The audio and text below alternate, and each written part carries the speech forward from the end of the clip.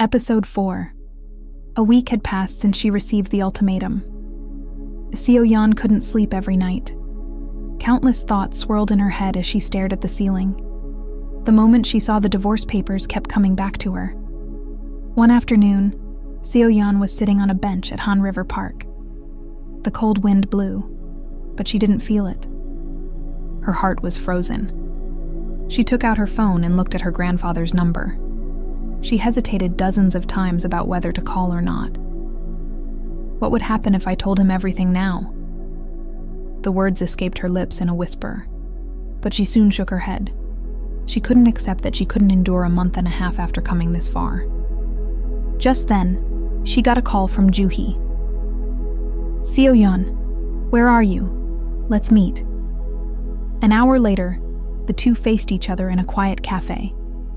Joo-hee looked at Seo-yeon's haggard face with a pitiful expression. "Are you really okay? You've become a completely different person in a week." Seo-yeon forced a smile and took a sip of coffee. The bitterness spread in her mouth, but it was less bitter than her heart felt now.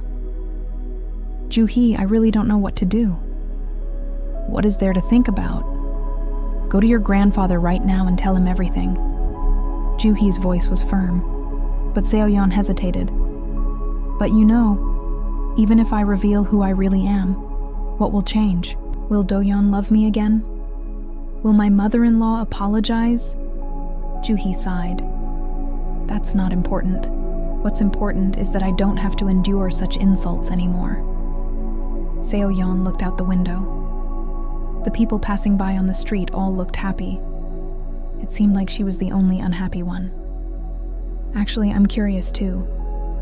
What expressions will they make when they learn the truth?" That evening, Seo-yeon faced Do-yeon at home.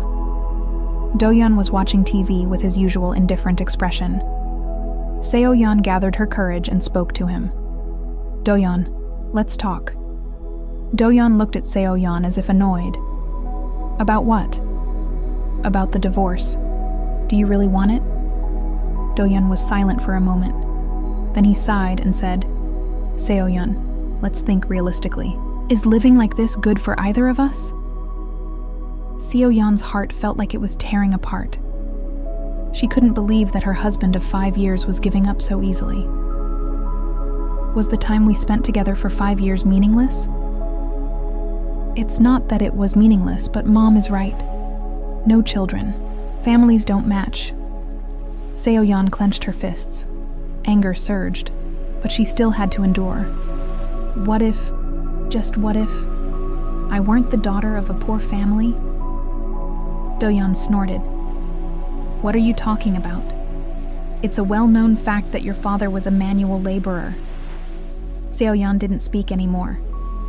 The urge to tell the truth rose to her throat, but she swallowed it. The next day, Seo-yeon visited her grandfather for the first time in a long while. When she entered the Dongwon construction chairman's office, her grandfather welcomed her with a warm smile. "Seo-yeon, your face looks very haggard."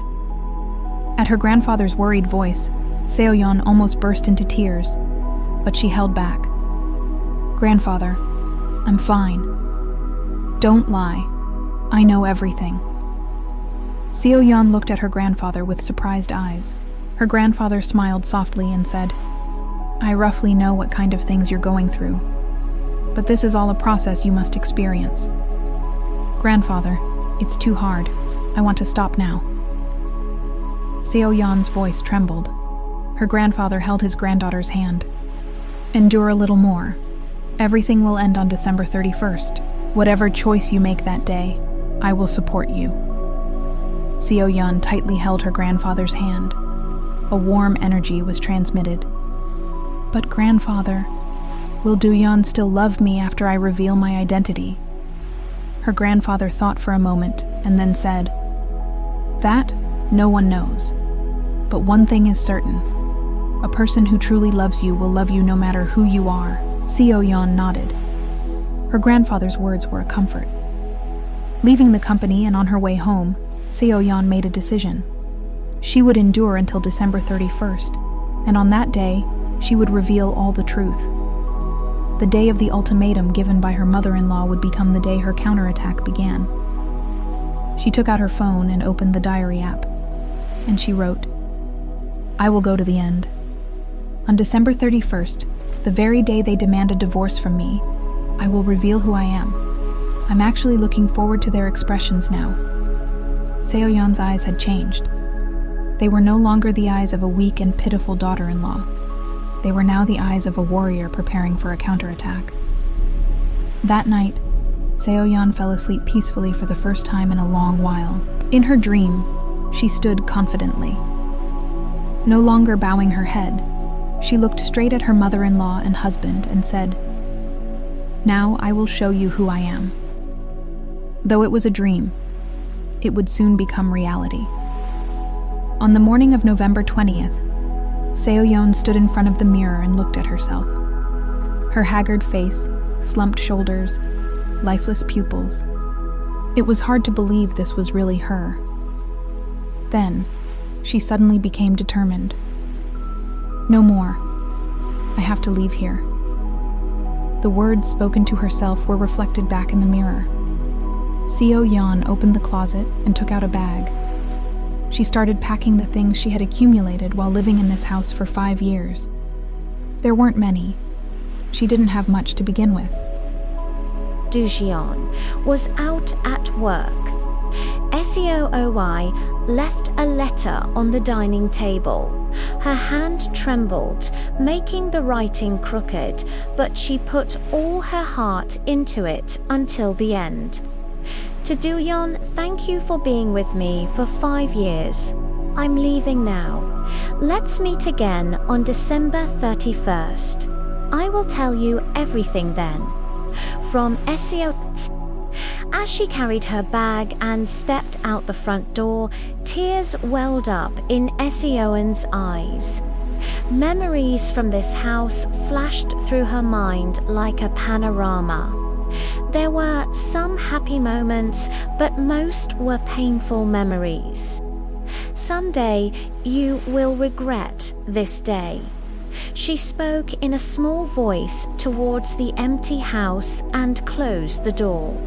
The sound echoed unusually loudly. Seo's destination was Joo-hee's house. When she rang the doorbell, Joo-hee opened the door with a surprised expression. Seo-yeon, why the bag? Don't tell me ... Joo-hee.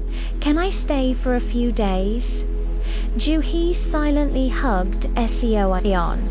The warm embrace seemed to melt Seo-yeon's frozen heart, sitting in the living room drinking tea. Seo-yeon explained her decision. I can't live in that house anymore. I'll stay separately until December 31st. You did well. You should have come out sooner. At Joo-hee's firm voice, Seo-yeon smiled slightly. Just then, her phone rang. It was Joo-yeon. Hello, Seo-yeon. What are you doing? I came home and your stuff is gone. What's this letter? Doo-yeon's voice was flustered. Seo-yeon answered calmly. It's as I wrote in the letter. I'll be away for a while. Why all of a sudden? What should I tell Mum? The corner of Seo-yeon's mouth twisted bitterly. Her husband was worried not about his wife, but about what explanation to give his mother. Please tell Mother to wait until December 31st. I will give her all the answers that day. After hanging up, Seo-yeon let out a deep sigh. Joo-hee asked worriedly, Are you okay? Yes. Actually, I feel relieved. That evening, Seo-yeon called her grandfather. Grandfather, I left the house. Good. You did well. Now we need to make the final preparations. Her grandfather's voice held a strange sense of anticipation. Seoin felt it too, that the end was truly approaching. Grandfather, I want to start learning about the company work little by little from December. Good idea. Starting tomorrow, I'll have the Chief of Staff prepare things quietly. Seoin has left her marital home and is preparing for her new life. What shocking revelations await her husband and in-laws? The plot thickens in the next episode.